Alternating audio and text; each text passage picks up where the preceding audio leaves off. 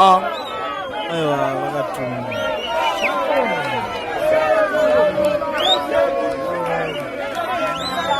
Zimbabwe ndadzoka zvekare 4 days ago ndakauya panapa ndakataura kuti advocate Nelson Chamisa anofundira vakati chamarini nami Zimbabwe zvimwe zvese zvekutaurwa pasocial media nezvimwe zvinhu zvamunenge makuzoanalyza atoo madhirama kana kuti anenge atongowo mashiripiti amunenge muchiita ende ndakauya panapa ndakaudza vana veZimbabwe kuti zvoni guys advocate Nelson Chamisa is in Zimbabwe ende vanofonera vamwe vakapopota vamwe vakarwadziwa anokufonera pakai wewe anokufonera wakamira sani wewe guys no number zinofonderwa nemunhu that is not my problem anditi vamwe vakazouya vachikumbira nhamba ende ndakagara ndataura ndikati I will never do that handishare nemunhu nhamba dzemunhu because munhu anenge anofondera especially munyika yandiri haibvumidze zvinhu izvozvo kungoshare phone number inenge tori nyaya inenge tori mhosva hombe iyoyo saka that is the reason hombe yakutoti ndisashare mafone number nasi advocate Nelson Chamisa vangobuda vari kuprova vari pambare vachitaura kuti aiwa timbori pamariro patiri kunikirina patabva tangosangana nemaZimbabweans people were enjoying vanhu vachipemberera vanhu vachimhanyira munhu kozi vanhu vakatanga kubuda vachiti hey he is so desperate kuda kuprova vanhu kuti he is not in America the likes of ana Hopewell nanani vachitaura kuti aiwa vanhu vemuZimbabwe muri madatsunya muri kupuhwa mavideos ekudhara ndikati the difference is just the same because he is in Zimbabwe right now. I don't know kana kuAmerica kwaane kanzvimbo kadiki kanonzi Mbare izvo ndakazvitaura but iyo nyaya iyo zvinhu zvinenge zvichiitika zvana advocate Nelson Chamisa is something is the issue yekuti tinozogara pasi toonesana ngatimboonai dzimwe nyaya dziri kuitika muZimbabwe tozoonesana pamberi apo taakupedzisa taakuanalyza. More than 3,000 families were evicted in Mount Habden, Harare, left along the Chinhoyi Nyabira Road. Women, young children, old people and other vulnerable community members were forced to enjoy heavy rains without safe shelter, putting them at serious health and safety risk. Land baron yanetsa. I think the government of Zimbabwe at this point inofana kutsa mutemo kuti munhu anobatwa achiita chinhu chiland baron, this is something chekuti chinofanira kugarwa pasi even kuparliament. Inini ndakataura ndikati guys I'm willing kuti pakangoita any city rekunzi rikuda MP I'm going there to contest ndoenda ndonyatso nokumirira mamwe maissues atinotaura panamba chiro MP edu haana zera nazvo tikuti pakanzi paita land baron because azvinakidze guys kudai so chimboonai look at this tozoonesana nyaya tarisaiwo mone onai zvese izvi vanhu vachibuda vachiningirikina dzimba dzapwanywa shuwa vanhu vaningina maland baron anenge akakutengesera pasi ripo takati ngatigare pasi let's sit down muparliament memia totaura kuti munhu anenge akaita zvechiland baron tikukurova mutongo kuti life in prison because hatikwanise kuisa malifes evanhu in danger. Mari inorwadza kushanda iyi muchingovhara vanhu umwe munhu atonika office kake kanenge achivhara vanhu from January to December 24/7 akatodzidzisa vana ake kusvika pakuenda kumayunivhesity achivhara vanhu and you guys muri kuitei nezvazvo kana maona iwo nyaya yekuti izvezvo land yacho yanyobva itanga chimwe dhiri rinonyoshamisa stereki paZimbabwe zvokuti inobva rembe chingowedzerwa value chingoita sei netumwe tumaland tumwe tukangodaro nongoramba chingotaurwa mazimari mamwe aya kutanga stereki kutanga dhiri stereki hazvidi kudaro. We have to sit down togara pasi toonesana potsvagwa maways kanzuru inofanira plan. I still remember ndo imwe yaivhara vanhu kudhara ichingoudza vanhu zvemawait and list wobhadhara mari wozonoudzwa kuti stand yako yabudira kana Beatrice uko kana stand yako yabudira kana kunyazura ko unenge usingatombodi wabhadhara chiti ndikuda certain land muHarare ani mazona chimwe chitsotsi chesisaitwa ipapo and hapana vakangoramba vachingokura nazvo vachitodya mamillions emari zvinhu zvakada zvichiitika and that is the reason now yandakuuya ini ndakutaura kuti coolant for MP zvinhu zvakadai so zvofanira kupera todhila nemaland baron. Munhu akatoziva kuti land baron chiri kusungisa zvokusungisa zviya kusina munhu anobuda achiti ndikuda kutengesa land nozi mutongo wavari kupuhwa mudiki zvofanira kunochinjwa pepe and zvinhu zvacho zvinotanga nemalawmakers ndo maMP saka ndo patiri kuti ipapo jezi rinogara emandipa tozotaura nezvazvo. The other thing inyaya yevana ava vari kustrugula kucrossa rwizi kugokweku. Look at this video.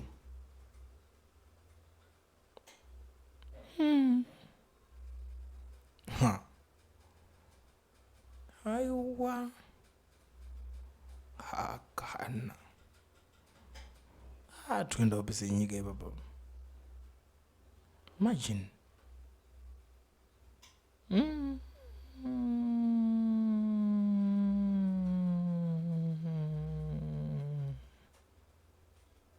ndo mamwe ema-issues atiri kusangana nevanhu. Tiri kuti chi panoda bridge apapo, a nice bridge zvokuti vana vakucrosswa vachibva kuchikoro, because hakuna chinhu chinokosha kudarika upenyu wakomanda. Mari toziva kuti inogona kunetsa, but hakuna chinhu chinokosha kudarika upenyu. But vanhu vegokwe munaye MP ikoko, and I hate kuti kusaidi kunana gokwe ndo kune ma-MP akaita sana Owen Muda. Izvo, so let me show you now. Let me show you kuti Owen Muda what is doing right now. Uyo Owen Muda ari kutengera vanhu doro kuti vamwe kuti vanhu vadhakwa vasafunge. Tarisai uyo Muda auko doro rega kozi makadhakwiswa hamuzofunge. Ndo munhu MP wauri kunzi wamuri kuda imimi, wamuri kusiya achinzi ari kukokoko vanhu vachirarama vachinetsekana nekujamba marwizi shuwa. Like maZimbabweans tinyatsoti serious about change chazvo isusu mazimba. Tiri serious here kuti nyika inzi iri kuenda kumberi, but munongochuza recklessly. Musati mambobvunza munhu kana kuti ngatimbonzwa kuti iwe ukasvika muparliament, because iwe kana uchida kuuya as an MP toda kuti zvofanira kuchinjwa futi, kuti MP kana wakuuya toda kunzwa ideology yako. Siya kutaura zvimaideology mapati enyu, because andita nazvo, we are sick and tired. Ndikunzwa kuti anzi vamwe watozoendeswa kuno school of chitepo ideology wati ndo muzoya motanga kuvhara nechiideology chocho. Zvofanira kuchinja. That ideology yepati iya inofanira kungotengeswa napresident chete. Ma-MP ngaauya nedzavo vega. Ambonyatsotionesawo kana kutaurira vanhu kuti inini ndiri kuda kuzodai ndikatadza panofanira kuitwa plan yekuti pagore apa pakati poitwa futi imwe election inoitwa muthat city raanenge akahwina, kuti vanhu varambe vachi, because 5 years is too much. Pakangopera 2 years poitwa imwe by election, munhu wodzingwa. Panofanira kudzingwa munhu semunhu, ma-MP vari kungorara because vari kukura nazvo. But you know what, zvinhu zvakadaro hazvisi kufa zvakaitika, because vari kuda kugadzirira kuti varambe vari muparliament. Ndo vanhu vacho havafe vakasaina mutemo iyoyo. Ndo patiri kuti pari kudiwa chikomana 1 chotanga unosumudza motion, chotanga kusumudza nyaya dzakaita seidzodzo. Muone kuti it's not like kuti hysteric kana kuti chi, pari kudiwa ma-ideas mamwe ari better kuti nyika ikwanise kuenda kumberi. Now ngatichitarisai zvinhu zvakaitika kubva day randakabuda ini ndikataura kuti I think kuzosvika 2028 ka something must be done. Kulian for MP, and a lot of people were complaining wangu kunditukirira panapa uchindituka. Munondituka munenge mchitaura kuti tikuda kutaura ma-facts panapa. Ngati musamire kungoti because boy wanaika tine ma-politicians akawanda vatakatrust with everything. Chii chamunacho imimi zemaZimbabweans, mune vote, mune simba revote. Vote rako ndo nhaka yako, vote ndo upenyu hwako. Usati watomboita kana anything, uziya pekukanda vote racho iroro. Wobva waya worobwa vhoti iroro, munhu wobva achienda unorara utanga kuita zvelife yake, utanga kutengera vanhu tudoro like what Muda is doing. It's nonsense. Iko zvezvi pane issue, vanhu vamava kuswera mimhanyisana, unozvonongani wewe, musi ndakati Chamisa ndifondera, anokufondera kuita sei? Pena musi ndakati ndakuda kuita MP, kuita MP wokuita sei kwacho? Tikati nawo kana zviri kunetsa imi muri kushaya presidential candidate wokuisa, takutoisa Daniel Shumba, kuita sei uri kutaura zvese izvozvo? All those zvinhu zvakawanda. Now let's talk about Zimbabwe's budget yakataurwa naMutuli Ncube. Muri kuiziva here budget yakataurwa naMutuli Ncube? Do you know that budget? Makainzwa here budget yakadaidzirwa naMutuli Ncube. Right, Zimbabwe's budget for 2026 is 9.5 billion. To put that into perspective, ShopRite, just one South African supermarket chain, generated the equivalent of 12 billion in revenue last year after converting from rand to dollars. A supermarket earns more per year than the entire government of Zimbabwe can budget for the whole country. That is how poor Zimbabwe is today. Yet muri busy nguti tukakunzwa kuti ini ndinochaita sei, atikuda madatsunya. Guys, let's deal with these issues. Hakuna mdiano makanzwa. Ndakatarisa nini? I watch all my channels. Almost everyone here on YouTube. Hakuna kambotaura nyaya ya budget. Amusikuzviziva 9.5 billion ndo nyaya yakataurwa. Kuzi ndo budget yenyika yeinayo. ShopRite ine 12 billion last year only. One supermarket. Hakuna ShopRite chete munyika mawo. Mune imwewo Pick and Pay dzirimo, munana End Richards varimo, kameno wanga kuta chivharo vachienda zvichingodaro, but vari kurana vari munyika macho. Metro Pitch, Food Town, Hyper, list is endless. Ana Spa varimo, ana OK varimo. Saka chinditaurirai mimi kuti mangani mabusiness acho arimo, without mentioning mamwe mabrand akaita sana KFC, kuti how much are they earning, how much budget ravo rinenge rakamira sei, mari yavari kugenerata per year. You are not talking about it. Tikutaza department remalikwa zvakawandisa zviri kuitwa zvokuti even most the whole budget, yes, government, yes, we only have 9.5 billion, and you are quite busy. Individuals.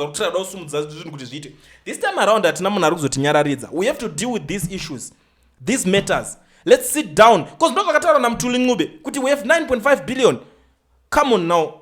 These guys, they're not even serious with the future. You can 9.5 billion. Guys, let's talk about these issues. Issues because of your campaign, you have to campaign for Ninki or for certain individuals. We are no longer doing that here. Throughout the life of Zimbabweans, life ngai change ngai better. Let's talk about zvinemsoro zvinesense zvinochinja mangwana, because we can't afford kuti tinge tine nyika iri kutaka budget yobva tozwa kuti anzi iri kutosumuka percentage yenhirikini yatosumuka yatoenda kumberi. Iwe inofana kudouble. Let's double these numbers so that this government is now serious. Kana tisata double ama numbers tina kuti tagwe. Kulian TV team VAT asi vanhu vachishamsika. Kulian TV aichadzika saka subscribe wozolaika nechawana zvisapa nachichazosha. Everybody say Kulian yeah. Information is brilliant yeah. Everybody say Kulian